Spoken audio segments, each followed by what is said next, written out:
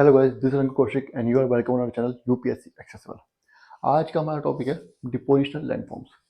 Depositional landforms agent है हमारा wind. तो विंड अगर है, विंड एक्टिव है एज ए जियोमॉर्फिक एजेंट, तो वो कहाँ पे एक्टिव होता है? ज़्यादातर एरिड रीजन्स में, मतलब डेजर्ट एरियाज में। तो ऑब्वियसली बात है, हम लोग डिपोजिशनल लैंडफॉर्म्स जो पढ़ने वाले हैं आज एरिड डेजर्ट एरियाज के बारे में पढ़ने वाले हैं। Chapter 7 landform strength and evolution, class 11 geography NCERT. ठीक है, चलिए पढ़ते हैं विंड क्या कमाल करती है। Wind is good sorting agent. क्या कह रहा है? विंड जो है is a good sorting agent. पहली लाइन सुनो, एनसीईआरटी की सबसे पहली लाइन क्या बोल रहा है? एक शॉर्टिंग एजेंट है विंड, काफी अच्छा। कैसे? मैं आपको बताता हूँ। पहले तो बताऊँ शॉर्टिंग एजेंट का मतलब क्या होता है।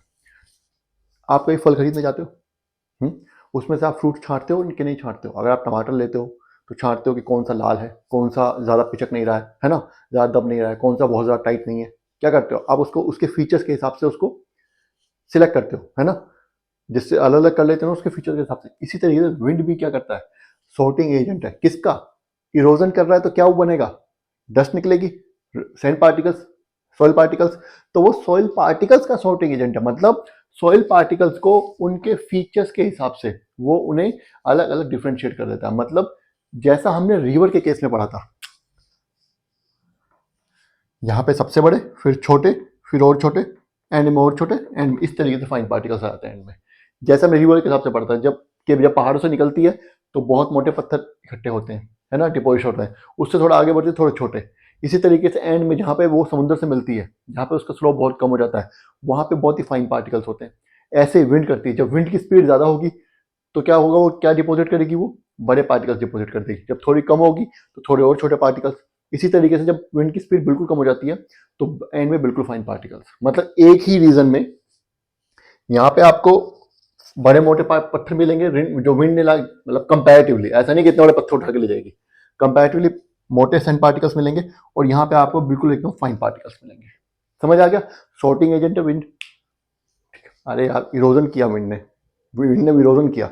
पत्थर पे से या जमीन पे से मैटर उठाया, वो अपने साथ लेकर चली गई। आगे जब उनकी स्पीड, जब तक उसकी स्पीड है उसको कैरी करने लायक, वो कैरी करती रहेगी। जैसे ही विंड की स्पीड कम होगी तो वो क्या करेगी? सबसे जो बड़े उसमें पार्टिकल्स है उनको पहले गिरा देगी, उनको पहले डिपॉजिट कर देगी। फिर आगे चलेगी, आगे चलेगी, थोड़ी सी स्पीड और कम हुई तो जो उस टाइम पे जो सबसे बड़े पार्टिकल्स हैं उनको गिरा देगी। ऐसे करते करते जब विंड की स्पीड बिल्कुल कम होती है तो एंड में फाइन पार्टिकल्स बनते हैं, वहां पे वो उनको डिपॉजिट करेगी। इसी तरीके से वो फीचर्स बनते चले जाते हैं। बस यही बात है। क्या कह रहा है? Depending upon the velocity of wind. Wind की वेलोसिटी के ऊपर डिपेंड करता है। Different sizes of grains are moved along. Wind की वेलोसिटी कितनी है उसके ऊपर डिपेंड करता है। पहले तो ग्रेन को मूव कर पाती है कि नहीं कर पाती है। अगर बड़ा ग्रेन पार्टिकल है तो विंड मूव नहीं कर पाएगी, उसकी स्पीड कम है तो। और वेलोसिटी अगर ज्यादा होगी, सॉरी स्पीड नहीं, वेलोसिटी, अगर वेलोसिटी ज्यादा होगी तो वो बड़े ग्रेन पार्टिकल को भी वो मूव कर पाएगी। Along the floors by rolling और saltation and carried in suspension. क्या कहती है? मूव कैसे करेगी? मूव करने के भी दो तरीके बताएं, रोलिंग और सॉल्टेशन। मतलब पार्टिकल जमीन पे पड़ा हुआ है, हवा आएगी तो उसको आगे खिसका के ले जाएगी, है ना, पार्टिकल को। उसके रोलिंग बोलते हैं, सॉल्टेशन। मतलब एक जगह से दूसरी जगह उसके जगह चेंज कर देती है उस पार्टिकल की। फिर पीछे से हवा आएगी, उस पार्टिकल को थोड़ा और आगे धक्का दे देगी। इसी तरीके से पार्टिकल रोल होता हुआ आगे चलता रहता है। ठीक है, ये रोलिंग बोलते हैं इसको, या सॉल्टेशन भी बोल देते हैं। या अगर कुछ छोटे पार्टिकल्स होते हैं या रेन की या विंड की स्पीड बहुत ज्यादा होती है तो पार्टिकल्स को अपने अंदर ही एज ए सस्पेंशन कैरी करके, होता है ना धूल भरी आंधी, है ना। तो धूल भरी आंधी, कहीं से पार्टिकल्स उसने उठाए, 10 सैंड पार्टिकल्स, ग्रेन पार्टिकल्स, और कहीं और जाकर जहां उसकी स्पीड बिल्कुल कम हो जाएगी वहां पर डिपॉजिट कर देगी। ये तो होता ही है ना। And in this process of transportation itself the materials get sorted. और इस प्रोसेस में ही जो है मटेरियल सॉर्टेड हो जाता है। कैसे हो जाता है बताया मैंने। जो स्पीड ज्यादा होगी तो बड़े, मान लीजिए यहाँ पे ये रीजन है, यहाँ से आंधी उठी, यहाँ से आंधी चली, विंड ने चलना स्टार्ट किया तेज स्पीड से, तो सभी पार्टिकल उठा लेगी। जितनी उसकी स्पीड वेलोसिटी होगी, उसकी कैपेबिलिटी जितनी होगी, उस हिसाब से सभी पार्टिकल्स को वो उठा लेगी, अपने आप सस्पेंशन कर लेगी, सस्पेंशन की तरह। ठीक है, आगे ले चलेगी। जैसे आगे जाके उसकी स्पीड कम होती जाएगी, वो उसी हिसाब से पार्टिकल्स को डिपॉजिट करती जाएगी। पहले सबसे बड़े, फिर उससे छोटे, फिर उससे छोटे, एंड में सबसे छोटे। बस यही बात है, इतनी सी बोल रहा है कि मटेरियल्स गेट सॉर्टेड। बता दिया। When the wind slows or begins to die down, depending upon the sizes of grains, their critical velocities, the grain will begin to settle. और ये ग्रेन क्या है? जैसे जैसे विंड की स्पीड कम होती जाएगी और ग्रेन वहां पे डिपॉजिट होंगे और सेटल होना स्टार्ट कर देंगे। ठीक है, बस ये बात बोल रहा है। So in depositional landforms made by wind, good sorting of grains can be found. तो जो डिपोजिशनल, इतनी कहानी जो इसने पढ़ाई है, क्या समझाने के लिए पढ़ाई है कि जो डिपोजिशन लैंडफॉर्म्स विंड बनाती है वहां पे पार्टिकल्स में शॉर्टिंग पाई जाती है। मतलब हम देख सकते हैं कि पहले जो होंगे मोटे ग्रेन्स होंगे और एंड में जो होंगे फाइन पार्टिकल्स होंगे। बस इतना कहना चाह रहा है, बीच में मीडियम स्टेज के होंगे, ये बात बोलना चाह रहा है बस। ये एक फीचर है डिपोजिशनल फीचर्स का जो कि सैंड जब जहाँ पे डेजर्ट होता है वहां पे मिलते हैं, जहाँ पे कि winds as a geomorphic agent active होती है, सबसे ज्यादा एक्टिव होती है। कहाँ पे होती है? एरिड रीजन्स में, सैंड रीजन्स में। ठीक है, तो ये आपको यहाँ तक इसका प्रोसेस समझ आ गया विंड का, कि विंड कैसे करती है। एक लाइन और बची है इसमें, जल्दी से उसको पढ़ लेते हैं।